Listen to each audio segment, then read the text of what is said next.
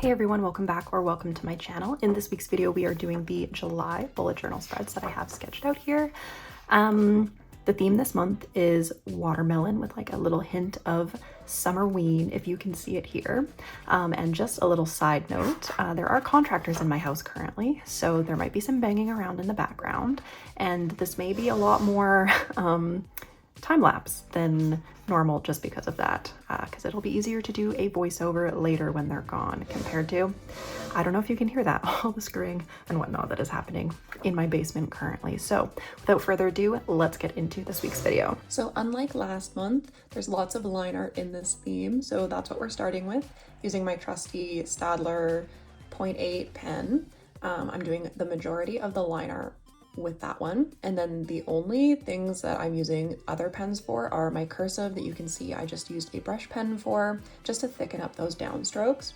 And then off to the right there I have my number 5 micron, and I'm using that just for the faces of the jack-o'-lantern watermelon, and that's because I like the look of the bigger, bolder lines for something cartoonish like this.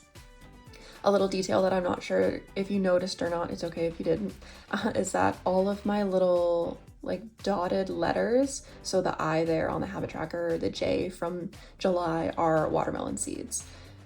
I thought that was a fun little tidbit to add in there. But anyways, like I said, we're keeping the line art pretty simple, not a lot of details here because the details are coming in with the marker. Not that there's very many details with watermelon, cartoon watermelon to begin with, but anyways, so for the first 2 weeks of the month I decided to do this Dutch door spread because I thought it would be really fun to have a watermelon slice. So I drew out, without the assist of any circle maker, a circle, a half circle I guess, and then I cut it out and then I traced around it to make sure that the shape was the exact same on the 2 pages left behind. So that takes up 2 weeks worth of days. The third week is that vertical spread, and then this is the 4th week of July, which is just square boxes with some jack-o'-lantern, watermelon, and then watermelon slices and seeds in the center. You will notice that I don't do full line art for everything, and that's just because I want to do that part in marker instead. So here's some real-time footage of me starting with the green for the watermelon colors. I'm only using 3 pink colors and 2 green colors, and then a pink gel pen for some parts. And if you start with the green, it makes it easier to make sure you leave that little bit of white in between the pink and the green. I don't know what it is, but it's the difference between the rind and the flesh of the watermelon. Now you'll see we're back in real time again, and I'm just stippling using a darker green marker to get those iconic watermelon stripes. And I'm doing that for every single piece of watermelon that I have there, whether it's a slice or a full watermelon, they're all getting those stripes. And then I am just going back in to do the watermelon seeds after. And here's a little close-up of the jack-o'-lantern watermelon.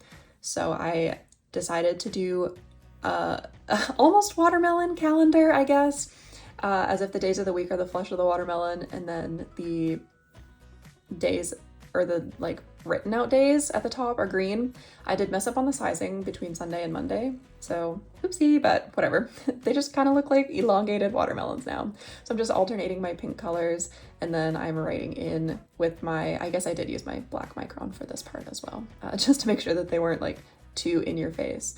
And then we're just going to continue this for the rest of the bullet journal. So starting with that green, doing the stripe for the rind, and then going in with the varying pink colors to do the flesh of the watermelon, making sure to leave that white stripe in between the pink and the green. And it's kind of hard to see, but for the jack-o'-lantern watermelons, I'm starting with the lightest pink because I have a light, a medium, and a dark, and then I'm doing a little bit of shadow with the darkest pink, and that's how I'm adding a little bit more dimension to those faces.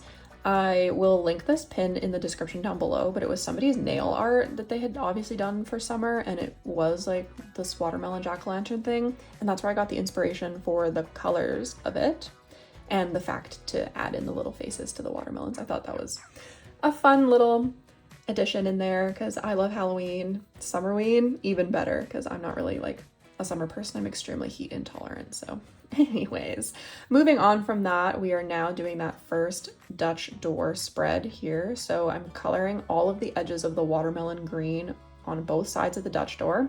And then I'm going in with the lightest pink shade for the flesh of the watermelon. I do go in later with a pink gel pen to do the numbers in this section, and then I use my other two pink marker colors to do the numbers of the week on the spaces that are outside of the watermelon, if that makes sense. You will see in the final flip through, but now moving on to week 3 here. Again, same thing. This time I chose to do the dark lines on the rind first before the pink, but it doesn't matter. As long as you're doing green and then pink, it's easier to do the watermelons that way.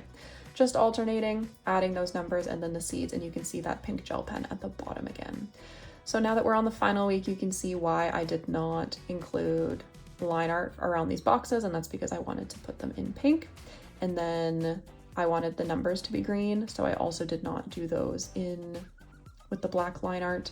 So once I'm finished up with that color, you will see me put in those numbers and then get right back to coloring in all these little watermelon slices. It is a little bit repetitive, but I think it's cute. Not everything looks identical in the way that you like organize the little slices and changing up the colors and the number of seeds.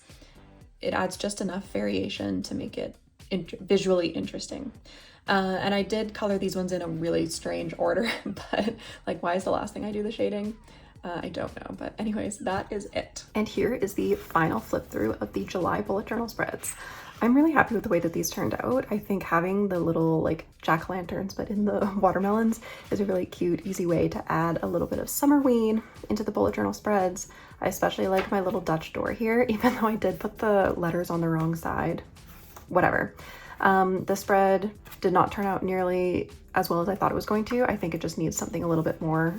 And then this might be my favorite spread of all time other than our mood tracker. So I hope you enjoyed this video. If you did, make sure to leave a like, comment down below, subscribe to my channel.